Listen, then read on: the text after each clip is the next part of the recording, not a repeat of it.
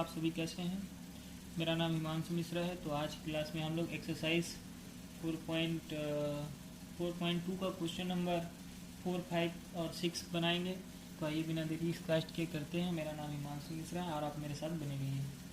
तो देखिए, सबसे पहले मैं आपको क्वेश्चन दिखाता हूँ कि क्वेश्चन कह रहा है। तो सबसे पहले क्वेश्चन नंबर 4 पे आ जाते हैं। देखिए क्वेश्चन नंबर, इससे पहले मैंने 3 और एक्सरसाइज 1 का क्वेश्चन इससे पहले वाले वीडियो में अपलोड किया है बच्चों। अगर आप उसको नहीं देखे हैं तो पहले प्लीज़ जाके देखिए। उस वीडियो को देखने के लिए आप पहले मेरे चैनल पे क्लिक करें और उससे आप जाएंगे। उसके बाद आप प्लेलिस्ट पे जाइएगा। प्लेलिस्ट पे क्लास 10th की नाम आएगा, उस पर क्लिक कीजिएगा और इससे पहले के सारे वीडियो वहाँ उपलब्ध हैं, आप चाहें तो देख सकते हैं। तो चलिए आगे की क्वेश्चन शुरुआत करते हैं। देखिए लिखा हुआ है, आप ध्यान से देखिएगा। Find 2 consecutive positive integer. कह रहा है कि 2 कंसेक्यूटिव का मतलब पहले वाली वीडियो में मैंने बताया था कि लगातार होता है। कंसेक्यूटिव का मतलब क्या होता है? 2 लगातार, है ना। 2 लगातार पॉजिटिव नंबर का जो सम है, सम ऑफ स्क्वायर इज 365। कह रहा है find 2 consecutive positive integer sum of whose square is 365। तो क्वेश्चन ये कह रहा है बच्चों। तो इसका मतलब देखिए, कंसेक्यूटिव नंबर का मतलब, कंसेक्यूटिव पॉजिटिव इंटीजर का मतलब क्या होता है कि कंसेक्यूटिव का मतलब लगातार होता है और पॉजिटिव का मतलब होता है कि लगातार पॉजिटिव आने वाला नंबर। जैसे कि लगातार, मैं जैसे आपको एग्जांपल के लिए समझाऊं तो लगातार आने वाला नंबर क्या है। जैसे अगर मान लीजिए ए मेरा पॉजिटिव नंबर तो यही होता है ना। जैसे 2 आ रहा है, 2 के बाद, है ना, 1 आ रहा है, 1 के बाद 2 आ रहा है, 3 आ रहा है। मतलब नंबर नेगेटिव नहीं होना चाहिए, कहने का मतलब ये है। तो एक मान लेता हूं कि एक नंबर कोई मेरा x है, तो दूसरा नंबर क्या हो जाएगा, x + 1। अब इसको कह रहा है सम ऑफ स्क्वायर। सम ऑफ क्या कह रहा है बच्चों? सम ऑफ स्क्वायर मतलब इसका सम का स्क्वायर। क्या? सम का स्क्वायर। ये जो है प्रोडक्ट, वो क्या कह रहा है कि 365 के बराबर है। तो चलिए इसको कॉपी में लिख के बनाने की कोशिश करते हैं। तो देखिए क्या कह रहा है क्वेश्चन। तो जैसे कि मैंने बताया क्वेश्चन नंबर 4 है ना। सॉल्यूशन। तो देखिए सॉल्यूशन में है फाइंड 2 कंसेक्यूटिव पॉजिटिव इंटीजर, है ना। तो चलिए लिख लेते हैं, let our first consecutive positive integer is x,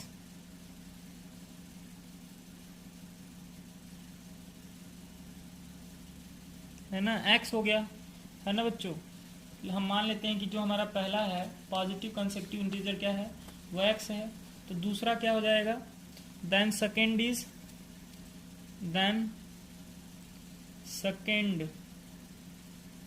is, मैंने बताया था बच्चों अभी, x बस एक का अंतर है तो x + 1 मान लेंगे। क्या मान लेंगे? x + 1 मान लेंगे। तो जो सेकेंड वाला हो जाएगा वो क्या हो जाएगा, x + 1 हो जाएगा। ठीक है बच्चों। तो देखिए क्वेश्चन के अनुसार कह रहा है इन दोनों का सम माने जोड़ना है। ठीक है, जोड़ करके इसका जो स्क्वायर है क्या है, वो 365 के बराबर है। तो चलिए अकॉर्डिंग टू क्वेश्चन, है ना। अकॉर्डिंग टू क्वेश्चन का मतलब है क्वेश्चन के अनुसार, जो क्वेश्चन कह रहा है उसी के अनुसार, अकॉर्डिंग टू क्वेश्चन, है ना। क्वेश्चन जो कह रहा है उसी के अनुसार चलेंगे। तो देखिए क्वेश्चन के अनुसार, है ना। तो क्वेश्चन कह रहा है सम ऑफ उस स्क्वायर, तो पहले नंबर का स्क्वायर का सम और दूसरे नंबर के स्क्वायर का सम, ये जो है वो है 365 के बराबर है। तो बच्चों ये देखिए हमारा इक्वेशन बन गया है। अब देखिए आपको क्या करना है, इसको a + b के फॉर्म में तोड़ना है। बच्चों अगर आपको a + b का फॉर्म याद होगा तो ठीक है, नहीं याद होगा तो मैं लिख देता हूँ।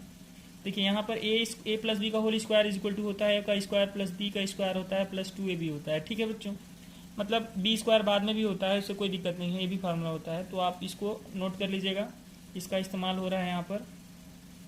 ठीक है बच्चों, देखिए अब यहाँ पर क्या करते हैं, इसको एक्स स्क्वायर को ऐसे ही रहने देते हैं, इसको वही a + b के होल स्क्वायर के फॉर्म में तोड़ते हैं। तो देखिए a का स्क्वायर मतलब एक्स स्क्वायर, है ना। b का स्क्वायर मतलब 1 का स्क्वायर प्लस 2, a के जगह पे x है और b के जगह पे 1 है, ये है 365 के बराबर। देखिए एक्स स्क्वायर और एक्स स्क्वायर दोनों सेम है, तो इसको लिखेंगे 2x स्क्वायर, है ना। और ये देखिए ये है 2x + 2x, है ना। और 365 को इधर ले आते हैं तो +1 है और ये -365 आ जा रहा है, इज इक्वल टू 0। तो बच्चों देखिए यहाँ पर क्या है, अब यहाँ से देखिए इसको माइनस कर देते हैं तो 2x स्क्वायर + 2x, है ना, -364 इज इक्वल टू 0 आ रहा है। क्या आ रहा है? जुड़ आ रहा है बच्चों। देखिए इसमें भी 2 है, इसमें भी है 2 है, इसमें भी 2 है, तो आप सब जगह से 2 का डिवाइड कर दीजिए। तो देखिए यहाँ पर हम लोग क्या कर देते हैं, डिवाइडिंग बाई 2 कर देते हैं, या 2 कॉमन निकाल लीजिए, एक ही बात है ना। डिवाइडिंग बाई 2 कॉमन है इसलिए डिवाइड कर दे रहे हैं ताकि इक्वेशन आसान हो जाए। तो देखिए 2x स्क्वायर है अपॉन 2 कर दिए, प्लस 2x अपॉन 2 कर दिए, है ना, माइनस 364 अपॉन 2 कर दिए, इज इक्वल टू 0 हो गया। देखिए 2 से 2 कट जा रहा है, ये 2 से 2 कट जा रहा है, और इसको काट दे रहे हैं, 2 1 जा 2, है ना बच्चों। अगर आपको ये डिवाइड यहाँ पर कट नहीं समझ में आएगा तो पीछे भाग देकर देख लीजिएगा। 2 1 जा 2, 2 8 जा 16, 2 2 जा 4, 182 आ रहा है। तो जो बचा इक्वेशन उसको लिख लेते हैं, एक्स स्क्वायर प्लस एक्स, है ना, माइनस 182 इज इक्वल टू 0। अब देखिए फिर से वही कंडीशन, इससे पहले वाले वीडियो में मैंने बताया इसको कैसे स्प्लिट करना है। तो बच्चों देखिए इसका AC का वैल्यू जो यहाँ पर है वे इंटू सी, ए की वैल्यू 1 है और C की वैल्यू माइनस 182 है, मतलब कि AC की वैल्यू माइनस 182 आ रहा है। मतलब हमारा जो नंबर होगा वो एक नंबर प्लस में होगा, तो दूसरा नंबर भी क्या होना, एक नंबर प्लस में और एक नंबर माइनस में होना चाहिए। तभी दो संख्या का, देखिए बच्चों, दो संख्याओं का जो है हमारा प्रोडक्ट वो माइनस में तभी आएगा जब एक संख्या प्लस में हो और एक दूसरी संख्या क्या हो, माइनस में हो। तो देखिए बच्चों आप क्या करना है, 182 का एलसीएम निकाल लीजिए, है ना, 182 का एलसीएम निकाल लीजिए। तो 182 का एलसीएम निकालेंगे तो देखिए ये 2 9 जा 2 1 जा 3 3 से जाएगा नहीं, 7 से जाएगा, हाँ 13 7 जा, है ना, फिर 13 से जा रहा है तो 1 आ रहा है।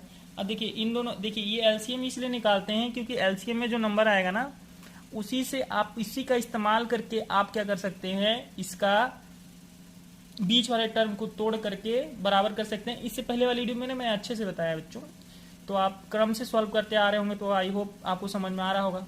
तो देखिए यहाँ पर हम क्या करते हैं, 14 माइनस 13 करते हैं, तो देखिए हमारा प्लस 1x बचेगा, और इन दोनों का गुणा करेंगे ना तो 182 आएगा बच्चों। तो आप क्या कीजिएगा, प्लस x के जगह पे 14x माइनस 13x रख दीजिए। तो देखिए यहाँ पर मैं क्या करता हूँ, x square plus 14x minus 13x minus 182 is equal to 0। अब देखिए आप इसमें क्या करना है, दो दो का पेयर बनाना है ना, ऐसे। अब इसमें से कॉमन लेना है, कॉमन, है ना। तो देखिए x इसमें से कॉमन है तो x प्लस 14 बचेगा। फिर यहाँ पर आप माइनस साइन कॉमन ले लीजिए, माइनस 13 कॉमन ले लीजिए। तो जब भी ब्रैकेट के बाहर माइनस का साइन लेते हैं अंदर का साइन चेंज होता है, तो ये हो जाएगा x माइनस, अंदर का साइन, देखिए अंदर माइनस है तो प्लस हो जाएगा 14। देखिए ये दोनों सेम है, मतलब आंसर सेम है, आज सही जा रहे हैं हम लोग। तो x प्लस 14 को एक साथ लिख दीजिए, है ना, और इन दोनों नंबर, ये वाला नंबर को और ये वाले नंबर को एक साथ लिख दीजिए, इज इक्वल टू 0, है ना बच्चों। तो देखिए अब क्या कीजिएगा, देखिए बच्चों इसको मैं इधर सॉल्व कर रहा हूँ, आप क्या कीजिएगा इसके नीचे सॉल्व कीजिएगा, इधर मैं सॉल्व कर रहा हूँ। अब देखिए हमारा दो फैक्टर बन गया, एक एक्स प्लस 14 बन गया और एक्स माइनस 13 बन गया, इसको 0 के बराबर इक्वेट कीजिए, है ना। तो देखिए यहाँ पर इसका क्या है, इसका मतलब ये है कि दोनों का वैल्यू 0 के बराबर आ रहा है ना। तो मतलब ये भी 0 हो सकता है, ये भी 0 हो सकता है, दोनों के 0 के बराबर कर दीजिए। तो x plus 14 is equal to 0, है ना बच्चों। और दूसरा केस नंबर 1 है ये, है ना। और केस नंबर 2 में क्या हो सकता है, x माइनस 13 की इज इक्वल टू 0 हो जाएगा, है ना। तो देखिए यहाँ पर x की वैल्यू क्या आ रही है, वो उधर जाएगा तो माइनस 14 आ जाएगा, जो कि नॉट पॉसिबल, नॉट टेकिंग, है ना, क्योंकि x की वैल्यू नेगेटिव नहीं हो सकती, क्वेश्चन में बोला है नॉट टेकिंग, इसको नहीं लेंगे, है ना। इसका मतलब कि हमारी x की वैल्यू क्या हो जाएगी, x इज इक्वल टू 13 आ रहा है, तो हमारा देखिए x की वैल्यू 13 आ गई। इसको इसलिए नहीं ले रहा ना क्योंकि क्वेश्चन में बोला है कि पॉजिटिव इंटीजर होना चाहिए, तो ये तो नेगेटिव आ गया तो इसको ले नहीं सकते। तो इसका मतलब x जो हो गया हमारा 13 हो गया। तो पहला नंबर क्या आ गया बच्चों, देखिए यहाँ पर पहला नंबर x माने हैं तो x की वैल्यू कितनी आ गई 13, और सेकेंड नंबर क्या है x प्लस 1, तो मतलब हमारा जो हेंस यहाँ लिख सकते हैं, हेंस फर्स्ट नंबर जो हो गया हमारा क्या आ गया, first number is 13 and second number is, second number कितना हो जाएगा बच्चों, x प्लस 1, x प्लस 1 का मतलब है कि 14। बच्चों आपको समझ में आया हो तो प्लीज़ वीडियो को लाइक कर दीजिए। देखिए बच्चों इसको मैंने को बना दिया पूरा क्वेश्चन को, आप अच्छे से देख लीजिए, समझ लीजिए, अच्छे से नोट कर लीजिए, स्क्रीनशॉट लेकर के अच्छे से क्वेश्चन को लिख लीजिए, और समझ में आया तो प्लीज़ वीडियो को लाइक और सब्सक्राइब कर दीजिए और शेयर भी कर दीजिए, ताकि दोस्तों जो बच्चे कोचिंग नहीं कर पा रहे हैं उनको आसानी से क्वेश्चन समझ में आ जाए। चलिए बच्चों क्वेश्चन आगे क्वेश्चन की तरफ बढ़ते हैं। देखिए नेक्स्ट क्वेश्चन क्या कह रहा है, तो देखिए बच्चों आगे अगला क्वेश्चन क्या कह रहा है। देखिए बच्चों यहाँ पर कह रहा है, नेक्स्ट क्वेश्चन बहुत जरूरी है बच्चों, IMP है, एग्जाम में बहुत बार पूछा गया है। तो देखिए क्वेश्चन नंबर 5 क्या कह रहा है, the altitude of a right triangle, ठीक है बच्चों, अल्टीट्यूड। देखिए बच्चों अल्टीट्यूड क्या होता है, अगर आपको अच्छे से देखिए मैं नीचे समझा रहा हूँ। जैसे एक राइट एंगल ट्राइंगल है, क्या है, देखिए यहाँ पर बोला है कि राइट एंगल ट्राइंगल है, इसलिए हम राइट एंगल ट्राइंगल ड्रॉ कर लेते हैं। ठीक है बच्चों, आपको समझ में आ रहा होगा। देखिए राइट एंगल ट्राइंगल यहाँ पर मैं ड्रॉ कर रहा हूँ, आप ध्यान से समझिए। देखिए ये एक राइट एंगल ट्राइंगल है ना। ये वाले साइड को हम लोग क्या कहते हैं, एल्टीट्यूड या परपेंडिकुलर या हाइट कहते हैं। ये वाला जो साइड हमारा क्या है, एल्टीट्यूड है, और ये वाला साइड हमारा हाइपोटेनस और ये वाला बेस है। तो देखिए क्वेश्चन में कह रहा है altitude for right angle triangle is 7 centimetre less than it's base. मतलब जो भी है बेस, जो भी है बच्चों, उससे हमारा जो एल्टीट्यूड है वो 7 सेंटीमीटर लेस है। क्या है, मतलब कम है। तो मान लेते हैं कि x मेरा क्या है, बेस है, तो x माइनस 7 क्या हो जाएगा, एल्टीट्यूड हो जाएगा बच्चों। क्या हो जाएगा, x माइनस 7 क्या हो जाएगा, एल्टीट्यूड हो जाएगा। और फिर क्या कहता है, इट्स हाइपोटेनियस इज 13 सेंटीमीटर, है ना। इसका जो हाइपोटेनियस है कितना है, 13 सेंटीमीटर है। तो बताइए कि दो साइड की वैल्यू क्या होगी, इसकी और इसकी। तो बच्चों अगर आपको क्वेश्चन समझ में आया हो तो देखिए अब मैं बनाता हूँ इसको अच्छे से, इस क्वेश्चन को लिख लीजिए और स्क्रीनशॉट ले लीजिए। तो देखिए अभी मैं क्वेश्चन को बना के दिखाता हूँ आपको। तो देखिए बच्चों क्वेश्चन को बनाता हूँ, कैसे बनेगा। तो देखिए देखिए बच्चों क्वेश्चन क्या कह रहा है। ठीक है, क्वेश्चन नंबर ये हमारा क्या है, 5th नंबर है, इसका सॉल्यूशन है। तो देखिए हम लोग एक राइट एंगल ट्रायंगल बना लेते हैं, छोटा सा रफ डायग्राम समझने के लिए, है ना। तो देखिए हमारा अल्टीट्यूड है, इसको हमने x माना है, और इसको x माना था और इसको x माइनस 7 माना था। ठीक है, और ये 13 सेंटीमीटर दिया हुआ है। तो बच्चों अब देखिए यहाँ पर लिख लेते हैं, let base of triangle is, इसको बेस कहते हैं बच्चों, है ना। Base of triangle is x, है ना, x सेंटीमीटर, देन अल्टीट्यूड, है ना बच्चों। एल्टीट्यूड क्या हो जाएगा, एल्टीट्यूड जो इसकी एल्टीट्यूड हो जाएगी क्या हो जाएगी, वो कहा है कि क्वेश्चन के बेस से 7 सेंटीमीटर कम है, तो x माइनस 7 सेंटीमीटर। और उसका हाइपोटेनियस दिया हुआ है बच्चों, हाइपोटेनस दिया हुआ है, हाइपोटेनस कह रहा है कि 13 सेंटीमीटर है। तो देखिए बच्चों अब इसको हमको दो साइड की वैल्यू फाइंड करनी है, मतलब बेस और अल्टीट्यूड की वैल्यू फाइंड करनी है। तो देखिए आप कुछ नहीं कीजिएगा, according to question Pythagoras theorem लगाइएगा बच्चों। अगर आपको पाइथागोरस थ्योरम नहीं पता तो मैं बता रहा हूँ, Pythagoras theorem right angle triangle के बारे में एक साइंटिस्ट ने दिया था, जिनका कहना था कि जो हाइपोटेनस का स्क्वायर होता है, क्या होता है, हाइपोटेनस का जो स्क्वायर होता है वो बाकी दो साइड मतलब बेस और एल्टीट्यूड या परपेंडिकुलर के स्क्वायर के बराबर होता है। तो B square plus P square बच्चों, आपको अगर पाइथागोरस थ्योरम पता है तो ठीक है, नहीं तो आप पहले उसके बारे में अच्छे से जानकारी ले लीजिए, तब आपको समझ में आएगा। तो देखिए अकॉर्डिंग टू क्वेश्चन, है ना, अकॉर्डिंग टू क्वेश्चन, तो देखिए क्वेश्चन के अनुसार हम लोग क्या है, पाइथागोरस यूजिंग पाइथागोरस थ्योरम, हम पाइथागोरस थ्योरम को यूज करते हैं, यूजिंग पाइथागोरस थ्योरम, है ना। देखिए बच्चों पाइथागोरस थ्योरम का इस्तेमाल करते हुए हम लोग क्या कर सकते हैं, यहाँ पर लिख सकते हैं कि जो हाइपोटेनियस का स्क्वायर है ना, वो परपेंडिकुलर की स्क्वायर और बेस के स्क्वायर के बराबर है।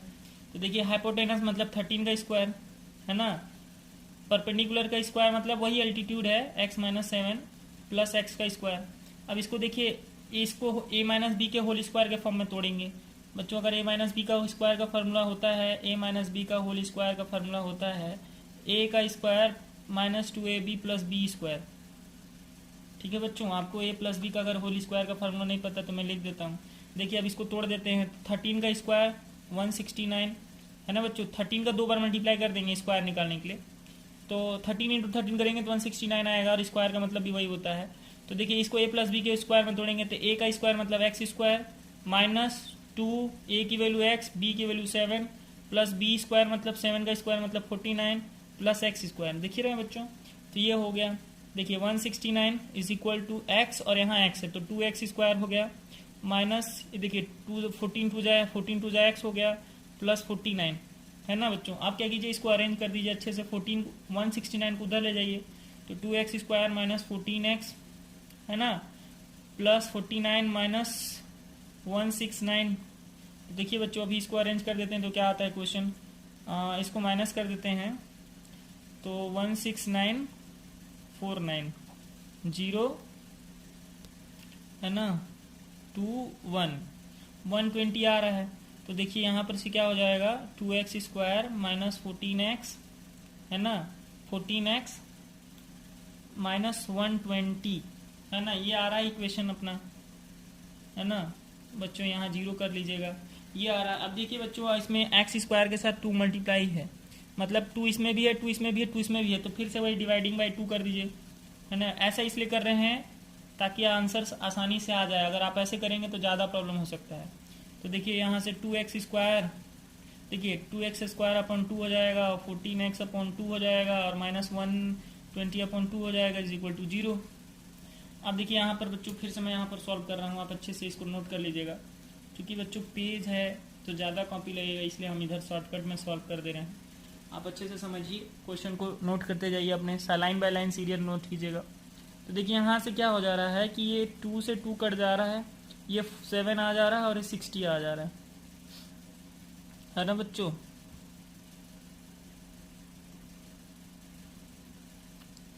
ठीक है बच्चों, तो देखते हैं आगे क्या होगा। ये देखिए हमारा बचा क्या, x square minus 7x plus minus 60, तो यहाँ पर बचा x square minus 7x minus 60 is equal to 0। फिर से बच्चों देखिए ए सी की वैल्यू कितनी आ रही है, 60 है ना, तो 7x को तोड़ करके लिखना है, तो देखिए एक्स स्क्वायर, अब ए सी की वैल्यू माइनस 60 में आ रही है, तो मतलब एक प्लस में लेना पड़ेगा, एक माइनस में लेना पड़ेगा। तो देखिए हम लोग क्या करते हैं, इसको लिखते हैं -12 प्लस 5, है ना, इसके साथ x, तो ये नंबर सेटिस्फाइड करेगा इसको, तो यहाँ पर लिख दीजिएगा, है ना। तो देखिए x minus 12x plus 5x plus minus 60 is equal to 0, है ना बच्चों। इस तरीके से आप लिख दीजिएगा, x square minus 12x plus 5x minus 60, है ना। आप देखिए इसको कैसे सॉल्व करेंगे, इन दोनों का पेयर बना लीजिए, इन दोनों का पेयर बना लीजिए, कॉमन निकालिए। यहाँ से देखिए x कॉमन है, x माइनस 12 बचा, यहाँ से फिर आप माइनस को कॉमन निकाल लीजिए, ताकि अंदर देखिए यहाँ पर माइनस बच रहा है, तो हाँ ठीक है, 5 कॉमन ले लीजिएगा प्लस 5, तो देखिए यहाँ पर x माइनस 12 बचेगा इज इक्वल टू 0। अब देखिए ये दोनों सेम है, ये दोनों सेम है, एक ब्रैकेट में लिख दीजिए x माइनस 12, तो ये वाले ब्रैकेट में क्या आ जाएगा, x plus 5 is equal to 0। अब वही फिर से equating is equal to 0, equating करेंगे 0 के बराबर, इक्वेटिंग टू 0, तो देखिए यहाँ पर क्या हो जाएगा, case number 1 x minus 12 is equal to 0 और x plus 5 is equal to 0। देखिए बच्चों यहाँ से x की वैल्यू -5 आ रही है, जो कि संभव नहीं है, इसलिए इसको नहीं ले सकते। क्यों नहीं ले सकते, क्योंकि साइड कभी नेगेटिव हो ही नहीं सकता बच्चों, इसलिए x की वैल्यू क्या होगी, यहाँ से 12 हो जाएगी। तो देखिए x हमारा क्या है, ये 12 है, तो ये हमारा बेस हो गया, और बेस से क्वेश्चन में कहा है कि जो हमारा जो ये बेस हो गया वो कितना हो गया, 12 सेंटीमीटर। बच्चों आप अच्छे से लिख लीजिएगा, और जो इसका एल्टीट्यूड होगा क्या होगा, कहा है क्वेश्चन में कि इससे क्या है, 7 कम है, तो 2 हमने क्या लिखा था, 12 माइनस 5 निकाल लेंगे, तो 12 माइनस 5 करेंगे तो कितना आ जाएगा, 7 सेंटीमीटर बच्चों। तो ये इसका आंसर आया बच्चों। अगर आपको वीडियो पसंद आया हो तो प्लीज़ लाइक कर दीजिए। तो देखिए बच्चों एक क्वेश्चन और बचा है, चलिए उसको भी सॉल्व करने की कोशिश करते हैं। तो एक बार मैं आपको पूरा क्वेश्चन को दिखा देता हूँ, ताकि आप स्क्रीनशॉट ले लीजिए और लिख लीजिए पूरे को, है ना बच्चों। तो आप अच्छे से एक बार देख लीजिए पूरे क्वेश्चन को, है ना, देख रहे हैं आप, इसके बाद इसको स्क्रीनशॉट ले लीजिए और नोट कर लीजिए। ठीक है बच्चों, तो चलिए अगले क्वेश्चन की तरफ बढ़ते हैं, 6 पे आ जाते हैं। तो देखिए 6 क्वेश्चन नंबर क्या कह रहा है, मैं आपको दिखाता हूँ। सबसे पहले क्वेश्चन नंबर 6 क्या कह रहा है, तो देखिए बच्चों 6 क्या कह रहा है, मैं आपको पढ़ के समझाने की कोशिश करता हूँ। तो दिखा है अ कॉटेज इंडस्ट्री, है ना, मतलब कॉटेज इंडस्ट्री है, प्रोड्यूस करता है सर्टेन नंबर ऑफ पोएट्री, है ना, पोएट्री मतलब घड़े उड़े होते हैं, कुछ है इससे, हमको उससे मतलब नहीं है कि क्या है। देखिए क्वेश्चन पे आते हैं, आर्टिकल इन ए डे, मतलब एक कोई कॉटेज इंडस्ट्री है, पोएट्री आर्टिकल को, है ना, प्रोड्यूस कर रहा है, क्या कर रहा है, प्रोड्यूस कर रहा है, कितना कर रहा है वो नहीं पता। इट वॉज ऑब्जर्व, यह देखा गया है कि ऑन अ पर्टिकुलर डे, मतलब किसी दिन पर, the cost of production of each article, माने हर एक आर्टिकल का जो कॉस्ट ऑफ प्रोडक्शन है, माने उत्पादन करने की जो लागत है, it was 3 more than the twice the number of article produce, मतलब जितना आर्टिकल प्रोड्यूस हो रहा है उससे 3 से 2 गुना से 3 ज्यादा है ना, twice the number of article in the if the total cost of production on that day is 90 rupees, तो कह रहा है कि उस दिन का जो टोटल प्रोडक्शन है वो 90 रुपीज है। तो find the number of article produced and the cost of each article, बोल रहा है कि आप ना, मतलब कितना आर्टिकल प्रोड्यूस हो रहा है उसको बताइए और उसका लागत क्या है वो भी बताइए। तो देखिए बच्चों, इस वाले क्वेश्चन को आप सबसे पहले क्या कीजिएगा, x मान लीजिएगा। क्या कर लीजिएगा, मान लीजिएगा कि इसका जो x नंबर ऑफ आर्टिकल जो हो रहा है प्रोड्यूस हो रहा है, क्या हो रहा है, x नंबर ऑफ आर्टिकल जो है एक दिन में प्रोड्यूस हो रहा है ना। तो देखिए लेट, क्वेश्चन नंबर क्या है, क्वेश्चन नंबर 6 है बच्चों, इसका सॉल्यूशन है। तो लेट मान लीजिए, लेट द, है ना, x नंबर ऑफ आर्टिकल, है ना, x number of article is produced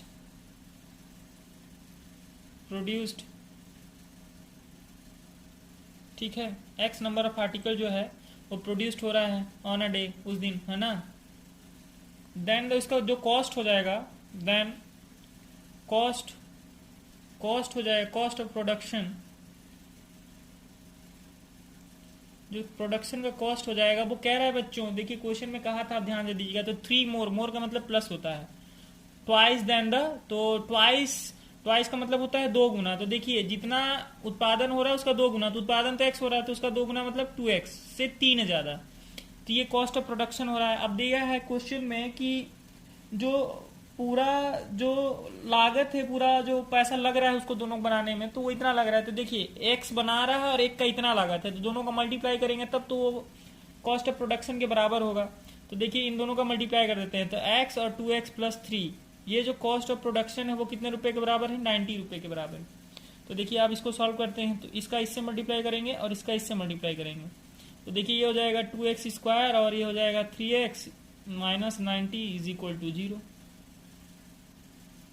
अब बच्चों फिर से वही सॉल्व करना है, तो देखिए इसमें कुछ कॉमन तो है नहीं, तो आप सीधे AC की वैल्यू निकालिए, 180 आ रही है AC की वैल्यू, है ना बच्चों। 180 की AC की वैल्यू क्या आ रही है, 180 आ रही है ना बच्चों।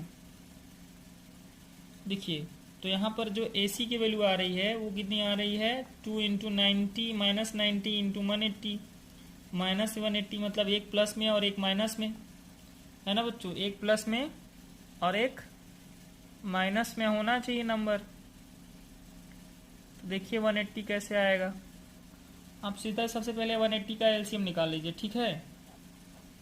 तो 180 का एलसीएम निकालते हैं, तो 2 से जा रहा है 9 जा 2 से 45, 3 9 जा 3, है ना, 3 1 जा 3, अरे सॉरी 5 होगा यहाँ पर, फिर 3 5 जा फिर 5 होगा, मतलब इन्हीं नंबरों से हम लोग को जनरेट करना है जिसका डिफरेंस कितना होना चाहिए, 3 होना चाहिए। तो देखिए बच्चों यहाँ से देखिए 2 2 जा 4 और 4 3 जा 12, तो एक नंबर 12 हो गया और ये 5 3 जा 15, दूसरा नंबर 15 हो गया। देखिए बच्चों फिर से देखिए 2 2 जा 4 और 4 3 जा 12, तो एक नंबर 12 हो गया और 5 3 जा 15 वो हो गया। देखिए अभी अगला हम लोग क्या करेंगे, 15 में से 12 को घटाएंगे तो कितना आएगा, 3 आ रहा है, ठीक है, और इन दोनों का मल्टीप्लाई करने पर वो 180 आएगा ही आएगा। तो हमारा आंसर ये सही है बच्चों। तो हम क्या करते हैं, इसके जगह पे वही नंबर को रख देते हैं। तो देखिए यहाँ पर 2x स्क्वायर है, यहाँ 3x की जगह पे हम लोग क्या करेंगे, 15x माइनस 12x रखेंगे, माइनस 90 इज इक्वल टू 0। ऐसा इसलिए कर रहे हैं क्योंकि मैं पहले वीडियो में बता दिया है कि फैक्टराइजेशन मेथड में ऐसा ही करते हैं। तो देखिए ये क्वेश्चन हो गया, अब इसको सॉल्व करने की कोशिश करते हैं। तो देखिए यहाँ पर कॉमन लेंगे, इसमें से और इसमें से कॉमन लेंगे, ठीक है बच्चों। तो यहाँ से देखिए x कॉमन है, तो यहाँ पर 2x बचेगा और यहाँ पर 15 बचेगा। यहाँ से देखिए क्या, तो बच्चों इसमें से देखिए 6 कॉमन ले लेते हैं, तो 6 कॉमन लेंगे तो यहाँ पर देखिए 2x बचेगा, क्योंकि 6 के टेबल में 12 आ रहा है। देखिए इसको 6 इंटू 2 नहीं लिख सकते हैं, लिख सकते हैं बिल्कुल।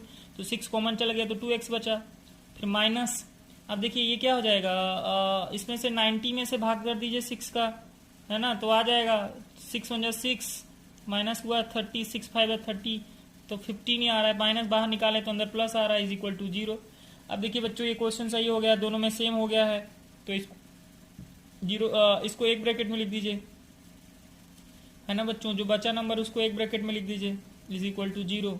अब फिर से वही इक्वेटिंग इज इक्वल टू 0, फिर केस नंबर 1 केस नंबर 2, है ना, 2x plus 15 is equal to 0। तो यहाँ से x इज इक्वल टू -15 है ना, x इज इक्वल टू -15/2। देखिए बच्चों ये जो है वैल्यू पॉसिबल ही नहीं है, क्योंकि पॉसिबल इसलिए नहीं है क्योंकि x जो हमारा नंबर ऑफ आर्टिकल प्रोड्यूस है, तो आर्टिकल का भी नेगेटिव थोड़ी हो सकता है बच्चों, इसलिए x की ये वैल्यू नहीं ले सकते हैं। तो केस नंबर 2 में आ जाते हैं। केस नंबर 2 में क्या है, x - 6 इज इक्वल टू 0 है, तो x की वैल्यू 6 आ रही है। मतलब एक दिन में 6 आर्टिकल प्रोड्यूस हो रहा है, और एक आर्टिकल की जो लागत है कितनी है, 2x + 3 है बच्चों। तो देखिए cost of production, hence number of article कितना प्रोड्यूस हो रहा है, 6 आ रहा है ना। और कॉस्ट ऑफ प्रोडक्शन कितना निकल जाएगा बच्चों, है ना, कॉस्ट ऑफ प्रोडक्शन कितना निकल जा रहा है। तो कॉस्ट ऑफ प्रोडक्शन हम लोग लिखे हैं 2x + 3, मतलब 2 × 6 + 3 मतलब 15 रुपये आ रहा है। तो बच्चों ये रहा आंसर। अगर बच्चों आपको समझ में आया हो तो प्लीज़ वीडियो को लाइक एंड सब्सक्राइब कर दें और शेयर भी कर दें। धन्यवाद वीडियो बच्चों, आज की वीडियो में इतना ही।